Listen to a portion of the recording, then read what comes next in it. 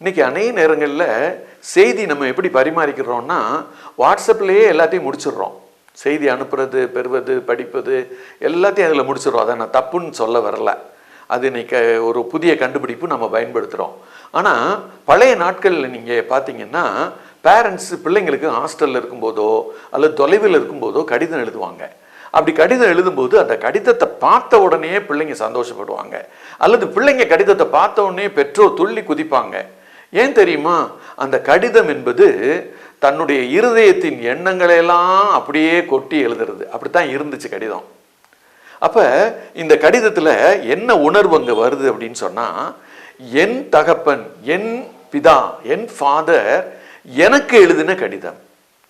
இந்த உரிமை எங்கு வருகிறதோ அங்குதான் நல்ல நிலம் உருவாகிறது. நல்ல நிலம் உருவாகிற இடம் எது தெரியுமா? அவர் என் தகப்பன், நான் அவர் பிள்ளை.